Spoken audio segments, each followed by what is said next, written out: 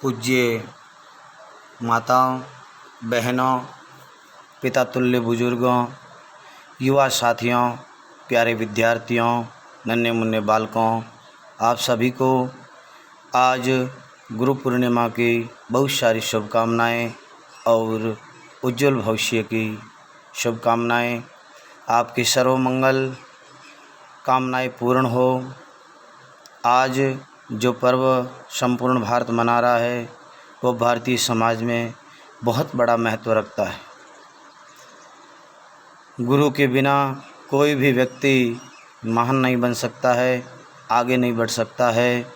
गुरु शब्द का अर्थ होता है गु मानी अंधकार, रु मानी प्रकाश, जो हमें अंधकार से प्रकाश की ओर ले जाए, जो असत्य से सत्य की ओर ले जाए, जो अज्ञान से हमें ज्ञान की ओर ले जाए, उसका नाम गुरु है। गुरु के बिना मनुष्य जीवन के जो पुरुष चतुष्टय है, धर्म, अर्थ, काम और मोक्ष, उसकी प्राप्ति नहीं हो सकती है। चलो साथियों, हम सब मिलके आज के इस पवित्र पर्व पर गुरु महिमा का गान करते हैं, गुरु वंदन करते हैं। ओम अखंड मंडलाकारं व्याप्तं येन चराचरं यत्पददर्शितं येन तस्मै श्री गुरुवे नमः। गुरुर्ब्रह्मा गुरुर्विष्णु गुरुर्देवो महेश्वर, गुरुर्साक्षात् परब्रह्म तस्मै श्री गुरुवे नमः। ध्यानमूलं गुरुर्मूर्ति, पूजामूलं गुरुर्पदं, मंत्रमूलं गुरुर्वाक्यं, मोक्षमूलं गुरुर्कृपा।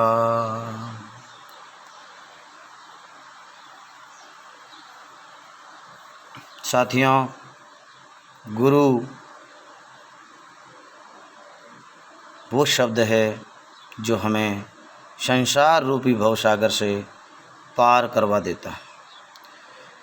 गुरु का शरीर जो है वो स्थूल शरीर है, नश्वर है। गुरु ने जो बात बताई है, हमें सत्य का रास्ता बताया है, वो बात महत्वपूर्ण है। एक बार भगवान शंकर से पार्वती ने प्रश्न किया कि हे त्रिलोकीनाथ, आप हमें सत्य बताइए, इस दुनिया में सही क्या है, गलत क्या है, हमें क्या करना चाहिए, क्या नहीं करना चाहिए, इसके बारे में आप हमें बताइए। भगवान शंकर में एक बात बताई पार्वती को, हे पार्वती सुनो, उमा कहूँ मैं अनुभव अपना, सत हरि नाम जगत सब सपना। हे पार्वती, मैं आदि अनादि पुरुष हूँ, मैंने कई सृष्टियाँ देखी है। इस दुनिया में भगवान का नाम सत्य है और संसार एक स्वप्न है। हम संसार में आए हैं, मनुष्य जन्म बड़ा दुर्लभ है। मानुष तन देवों को दुर्लभ, सोई तन तूने पाया रे। ये मनुष्य, देवता भी जिस देह के लिए तरसते हैं वो तुझे दी है, इसलिए भगवान का भजन कर, ईश्वर को याद कर। क्योंकि भगवान को याद करने के बिना, भगवान का भजन करने के बिना हमारा अभ्यास नहीं रहेगा और अंतकाल में हमें ईश्वर का नाम याद नहीं आएगा, इसलिए हमारा मोक्ष नहीं हो पाएगा। मनुष्य जन्म का मुख्य उद्देश्य मोक्ष प्राप्त करना है, इसलिए गुरुर कृपा, गुरु की कृपा से वो संभव है। कहा है ना, ध्यान मूलम गुरुर्मूर्ति, पूजा मूलम गुरुर्पदम, मंत्र मूलम गुरुर्वाक्यम, मोक्ष मूलम गुरुर्कृपा। ध्यान हमें किसका करना चाहिए? गुरु जी का करना चाहिए। पूजा गुरुजनों के चरणों की करनी चाहिए, क्योंकि संतों की चरणों में, गुरुजनों की चरणों में चेतनता होती है। ध्यान मूलम गुरुर्मूर्ति, पूजा मूलम गुरुर्पदम, मंत्र मूलम गुरुर्वाक्यम। गुरु जी जो वाक्य कहते हैं वो मंत्र है, जो भी बात कहते हैं उसका अक्षरशः पालन करना चाहिए। क्योंकि हमारे शास्त्रों में यहाँ तक बताया है, आज्ञा ही गुरुनाम अविचारणीयाः, गुरुजनों की आज्ञा पे विचार नहीं करना चाहिए। सच्चे गुरु जो होते हैं वो अपने शिष्यों को कभी भी गलत सलाह नहीं देंगे, सही सलाह देंगे। ऐसे विश्वास के साथ हमें गुरुजनों की आज्ञा का पालन करना चाहिए। मोक्ष मूलम गुरुर कृपा, गुरुजनों की कृपा से हम मोक्ष प्राप्त कर सकते हैं। कुछ मेरे साथियों को ये भी पता नहीं है कि स्वर्ग और मोक्ष में क्या फ़र्क है। स्वर्ग और मोक्ष में बहुत ज़्यादा फ़र्क है। हम कोई भी आदमी जाता है तो उसका लिख देते हैं स्वर्गीय। स्वर्गीय क्या पता स्वर्गीय है, उसका अच्छे पुण्य होगा, वो मोक्ष प्राप्त हो गया होगा। तो स्वर्गीय का मतलब है जो स्वर्ग जाते हैं, यानी कि मनुष्य जन्म में अच्छा पुण्य करते हैं तो स्वर्ग की प्राप्ति होती है। लेकिन मनुष्य जन्म में ईश्वर का नाम ले, अच्छा पुण्य करे, गुरुजनों की आज्ञा का पालन करे, सद्मार्ग पे चले तो उस जीव को मुक्ति प्राप्त हो जाती है। इसलिए वो गोलोकवासी या फिर ब्रह्मलीन कहा जाता है। इसलिए हमें केवल स्वर्ग तक की कल्पना नहीं करनी है, हमें मोक्ष मार्ग की कल्पना करनी है। पुनरपि जननम पुनरपि मरणम पुनरपि जननी जठरे शयनम, ये जो आवागमन का चक्कर है, बार बार जन्मना, बार बार माँ के गर्भ में आना और बार बार पुनः जन्मना, ये आवागमन का चक्र तब मिटेगा जब गुरु की कृपा होगी, ईश्वर की कृपा होगी, हम सत मार्गों पे चलेंगे। गुरु समान दाता नहीं, शिष्य जाचक समान। गुरुजनों के समान तो कोई दाता नहीं है और शिष्य के समान कोई मांगने वाला नहीं है। जैसे गीता में भगवान कृष्ण गुरु थे और अर्जुन शिष्य थे। कितने परिप्रश्नेन, पूरी संसार के लिए, कोई जाति पात धर्म का के लिए नहीं पूछा, मानव जाति के लिए, संपूर्ण चराचर जगत के लिए उन्होंने प्रश्न किए और समर्थ गुरु भगवान श्री कृष्ण ने उत्तर दिए। भगवान कृष्ण इस दुनिया के, संपूर्ण दुनिया के चराचर जगत के गुरु है, ऐसा गीता में कहा गया है। वसुदेवसुतं देवं कंच चाणूरमर्दनं देवकी परमानंदम कृष्णं वंदे जगद्गुरु। भगवान कृष्ण इस संपूर्ण चराचर जगत के गुरु है और उन्होंने जो गीता का ज्ञान अर्जुन को दिया उसमें 3 योग बताए। सबसे पहला कर्म योग, भक्ति योग और सांख्य योग। इस दुनिया में कर्म योग की पालना करना बहुत आवश्यक है। बिना कर्म किए हम रह भी नहीं सकते हैं, बिना कर्म किए हमारा जीवन चल भी नहीं सकता है। इसलिए नीति के रास्ते चलते हुए हमें अपने कर्तव्य का पालन करना चाहिए, हमें अच्छा कर्म करना चाहिए। क्योंकि कर्म के बारे में रामचरितमानस में तुलसी बाबा ने लिखा है, कर्म प्रधान विश्व करी राखी, जो जश करई सो तसु फल चाखी। इस दुनिया में कर्म प्रधान है, जो जैसा काम करेगा उसको वैसा ही फल मिलेगा। इसलिए अच्छा काम करिए ताकि अच्छा फल मिले। भक्ति के बारे में भी गीता में बताया गया है, हम कोई भी काम करें श्रद्धापूर्वक करें, भक्तिपूर्वक करें तो इसका महत्व अपने आप बढ़ जाता है, उसका पुण्य अधिक मिलता है। किसी दबाव में आकर के दान पुण्य करना या भगवान का नाम लेना आदि आदि क्रियाएं करना भक्ति नहीं है। भक्ति तो मन से की जाती है, श्रद्धा से की जाती है, चिंतन के द्वारा की जाती है। और सांख्य योग का भी वर्णन किया गया है। सांख्य योग का मतलब है ज्ञान योग। ज्ञान का मतलब है विवेक होना चाहिए अपने के अंदर। संसार में आए हैं तो सत्य क्या है, असत्य क्या है, इसका भान अपने को होना चाहिए कि हमें क्या करना चाहिए, क्या नहीं करना चाहिए। नहीं तो पूरे जीवन भर कर्तव्य विमूढ़, किम कर्तव्य किम न कर्तव्यम इति विचार करते करते जीवन चला जाता है। इसलिए अपने को सांख्य योग का भी ध्यान रखना है। ऋते ज्ञाना न मुक्ति। आजकल लोग जानकारी नहीं है, ज्ञान का अभाव है, इसलिए कोई भी समस्या, शारीरिक समस्या होती है, लोग भूपों के पास जाते हैं। नहीं जाना चाहिए, ऐसा कुछ नहीं है भूपों के साथ। कल भी एक ग्रुप में पोस्ट आई थी, मैंने उनकी आत्मा को आघात नहीं पहुंचाया। बाकी ऐसा किसी के पास कोई सामान नहीं है जो हमें आधी व्याधियों से छुटकारा दिला सके। देहिक देविक भौतिक तापा, राम राज काहू नहीं व्यापा। भगवान की जहाँ कृपा होती है वहाँ देहिक देविक और भौतिक किसी तरह का ताप रहता ही नहीं है। इसलिए साफ दिल से ईश्वर का भजन करें। क्योंकि ऐसा कहा गया है कि राम नाम की औषधि खरी नीत से खाए, अंग पीड़ा व्यापे नहीं महारोग मिट जाए। भगवान के नाम का स्मरण अगर सही नीति से लिया जाए तो बड़े बड़े रोग महारोग मिट जाते हैं। इसलिए इधर उधर भूपों के चक्कर में ज़्यादा नहीं दौड़े, अपने गुरु महाराज के प्रति इष्ट रखें, भगवान के प्रति इष्ट रखें, ताकि हम सबका कल्याण हो सके। हमें क्या करना चाहिए, क्या नहीं करना चाहिए, इसके बारे में एक चाणक्य नीति में एक श्लोक आया है, उसका मैं वर्णन करना चाहूँगा। उसमें हमारे बताया गया है कि शतम विहाय भोक्तव्यम सहस्र विहाय स्नानम आचरेत, लक्ष्यम विहाय दातव्यम कोटिम त्यक्त्वा हरि स्मरेत। है मनुष्य, तो जीवन में सुखी रहना चाहता है तो 100 काम छोड़ करके भी तू भोजन कर, क्योंकि पहला सुख निरोगी काया। खाएंगे नहीं तो कमाएंगे कैसे, ये एक सिद्धांत है। जब खाएंगे ही नहीं, अपन समय पे भोजन नहीं करेंगे तो क्या कमाएंगे, कैसे कमाएंगे। शरीर माध्यम खलु धर्म साधनम, ये शरीर धर्म का साधन है, इसलिए इसको स्वस्थ रखना हमारा कर्तव्य है। और सहस्त्र विहाय स्नानम आचरेत, 1000 काम छोड़ के स्नान करना चाहिए, क्योंकि भोजन से भी ज़्यादा स्नान को बताया गया। स्नान करने से शरीर पूरा पवित्र होता है, निरोग रहता है।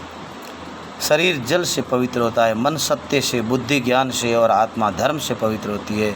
ऐसा हमारे आदि शंकराचार्य ने कहा था। तो 100 काम छोड़ के भोजन करना चाहिए, 1000 काम छोड़ करके स्नान करना चाहिए।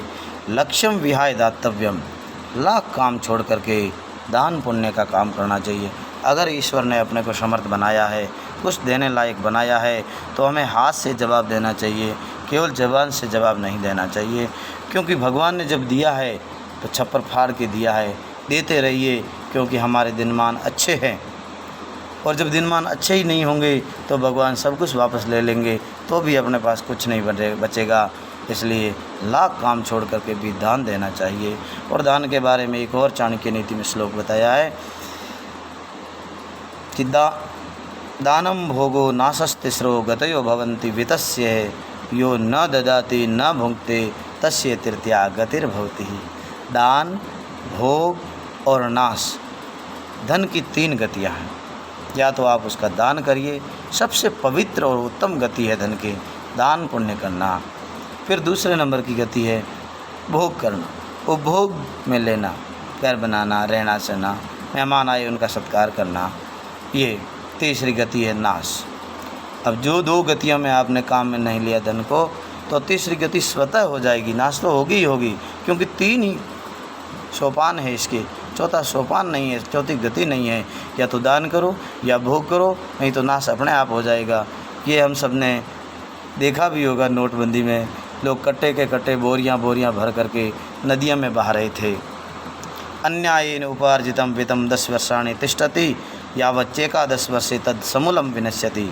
अन्याय से कमाया हुआ धन 10 साल तक टिकता है, 11वें साल लगते ही वो मूल सहित नष्ट हो जाता है। इसलिए नीति के रास्ते चले। हमारे चारों पुरुषार्थों में सबसे पहले धर्म को लिया है। धर्म यानी नीति, नीति के रास्ते चलते हुए। दूसरा है अर्थ, नीति के रास्ते चलते हुए अर्थ कमाए। धर्म, अर्थ, काम और मोक्ष। और नीति के रास्ते चलकर जो अर्थ कमाया है उसके द्वारा सांसारिक चीज़ों को खरीदो, व्यवहारिक जीवन बिताओ और फिर मोक्ष की प्राप्ति हो जाएगी। इसलिए हम कर्तव्य पथ पर चले, शास्त्रोक्त कर्मों को करें। आजकल कलिकाल में बहुत विकृतियां आ गई है समाज में। हम केवल गुरुजी को मानते हैं, लेकिन गुरुजी की बातों को नहीं मानते हैं। एक छोटा सा उदाहरण देना चाहूँगा कि एक बार आश्रम में कोई शिष्य गुरुजनों के साथ रह रहे थे। गुरुजी ने बताया, शिष्य मेरे पीठ में दर्द हो रहा है, पैरों से मेरे पैर को गूंदो। शिष्य ने कहा, गुरु आप गुरुदेव हो, मैं आपके पीठ पे कैसे मेरा पैर रख सकता हूँ। गुरु ने बड़ा शालीनता से जवाब दिया, बेटा तूने मेरी ज़बान पे पैर दे दिया और पीठ में देने में क्या शर्म है। यानी कि गुरुजी की बात को नहीं मानते हैं, गुरुजी को मानते हैं तो जीवन का भला नहीं होने वाला है।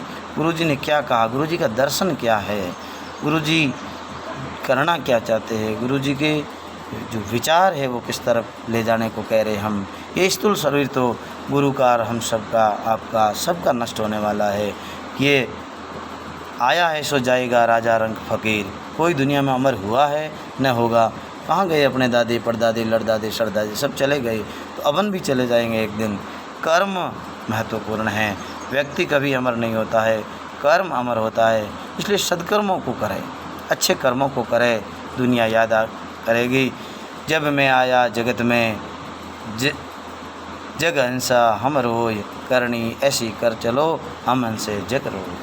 अच्छे काम करके जाएंगे तो दुनिया रोएगी, अरे विवेकानंद जी बहुत अच्छे व्यक्ति थे, चले गए। अब्दुल कलाम बहुत अच्छे व्यक्ति थे, चले गए। तो जो कर्म अच्छा करेगा उसको दुनिया याद करेगी।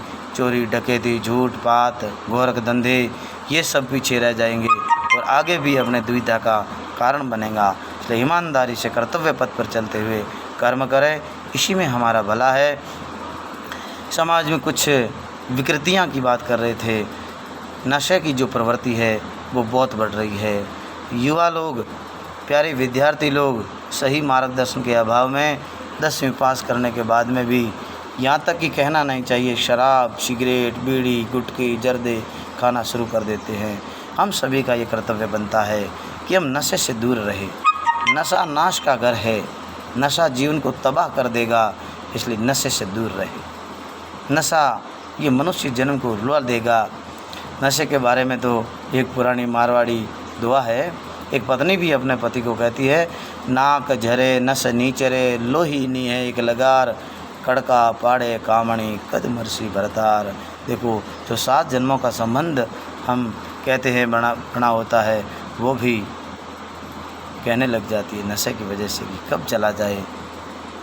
तो बहुत बढ़िया है, नशा नहीं करें। ये जो हमारा शरीर है भगवान का मंदिर है, मन मंदिर भगवान का घर है, इसको नशे से अपवित्र मत करिए। नशे के द्वारा हमें आर्थिक सामाजिक और मानवीयता में जो नुकसान ही नुकसान है, लाभ कुछ नहीं है। नशे से दूर रहे। हमेशा अपने लाड़लों को पढ़ाई के प्रति प्यार करें। थोड़ा उन बच्चों को डर भी बताइए, क्योंकि हमारे शास्त्रों में ऐसा कहा है कि लालयेत 5 वर्षाणि ताड़येत 10 वर्षाणि प्राप्ते 16 वर्षे पुत्रम मित्रम बदाचरेत। 5 साल तक बच्चों से प्यार करें, समझाए, लालन पालन करें, उसका लाड़ प्यार करें। 5 से लेकर 10 साल यानी 15 साल की उम्र तक उसको थोड़ा ताड़े का मतलब ये नहीं है कि लठी लेके उसको पीटना शुरू कर दे। उनको समय समय पर गाइड करें, समय समय पर मार्गदर्शन करें, और ज़रूरत हो तो थोड़ी आँख भी बतानी चाहिए, ताकि वो बच्चे अपनी औकात में रहे, अनुशासन में रहे। और 16 साल के बाद पिताजी को भी अपने बच्चों के साथ सलाह मशविरा करके घर में काम करना चाहिए, ताकि घर का वातावरण अच्छा रहे, घर का एक विचार रहे। एक घर में 2 मता भला काहे से होए, एक घर में एक ही विचार रखें तो सबका अच्छा होगा। एक दूसरे का सम्मान करें, एक दूसरे का कायदा रखें, जिससे हम सब में अच्छे विचार होंगे। एक बार मैं पुनः गुरु पूर्णिमा के शुभ अवसर पर आप सभी को मेरे हृदय की अतल गहराइयों से बहुत बहुत साधुवाद, बहुत बहुत धन्यवाद देता हूँ। आप सबके ऊपर, हम सबके ऊपर गुरु महाराज की कृपा सदा अनवरत चलती रहे। गुरु जी की कृपा से ही हमारे जीवन की साफल्यता है, सार्थकता है। जय गुरुदेव, जय गौ माता, जय पर्यावरण। ओम नमः शिवाय। जय जय सिया राम।